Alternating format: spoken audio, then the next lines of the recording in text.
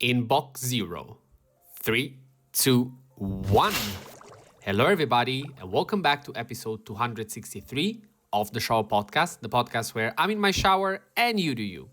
I'm your host, Chip, and today is the first of the couple of episodes of the Shower Drop, the shorter version of the Shower Podcast, where I try to leave you with a short, simple, but powerful enough idea to carry you through the weekend.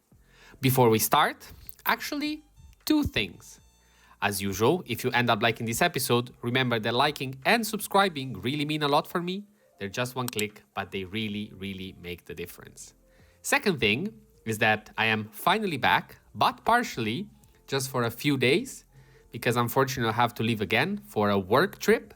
But this time I will have the time to prepare some more classic and proper episodes of the Shower Podcast.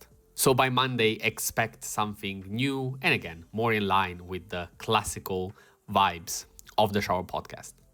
For today, I want to talk to you about Inbox Zero. You know that mythical state where every single email is perfectly sorted, answered or archived? Sounds great, right? But in reality, it's overwhelming. For most of us, chasing full Inbox Zero is like chasing perfection. You end up spending more energy on the chase than on the actual work. Here's the problem. Researchers have found that knowledge workers switch tasks every 3 minutes on average, and each interruption increases stress and the chance of errors.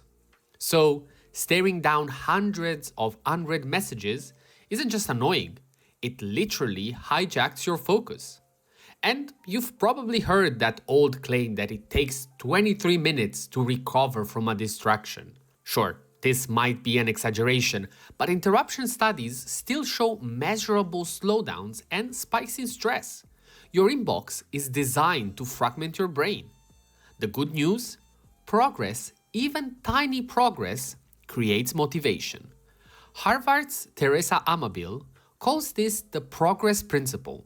When you make a small step forward, your mood and drive improve disproportionately. So you don't need full zero. What you need is momentum, and momentum comes from a handful of meaningful clears, not burning hours trying to empty the ocean. So, here's what I suggest. A mini zero, or almost zero if you want to call it like that.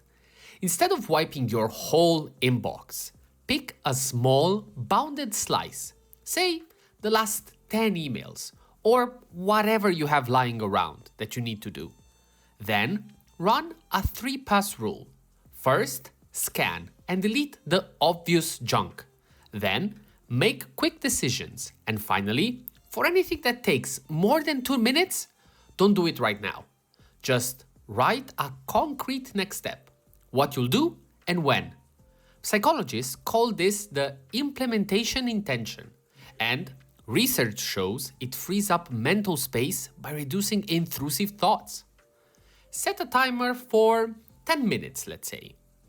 Clear the trash, reply to the easy stuff, and for the rest, drop one line into your planner.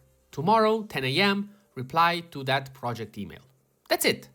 In under 2 minutes, your brain relaxes because the open loop is closed. You didn't finish the task, but you told your mind it's safe to stop nagging you. And that combination is so powerful. Less switching, more focus, and the small win effect. You've reduced cognitive load without draining an entire evening. You don't need to be perfect. You just need to feel lighter. Think of it as inbox hygiene, not inbox surgery. So, here's today's micro challenge. Pretty straightforward, but still worth a try. Give yourself a mini zero. Pick 10 emails, set a 10-minute timer, and watch how your mental state shifts. Research shows small intentional clears do more for energy and focus than we give them credit for. Don't chase the impossible. Just rinse, reset, and move forward with whatever you have on your mind. Again, here I picked emails just for the sake of simplicity.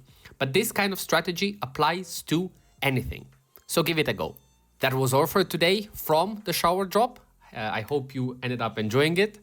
I would love to say that it was fantastic to be back, and it was, until I discovered that I had some technical challenges with my recorder. I really hope this time it worked fine, because yeah, it kind of stressed me out. But as I always say, we need to stay consistent, stay resilient. This was the Shower Podcast, and I'll see you tomorrow.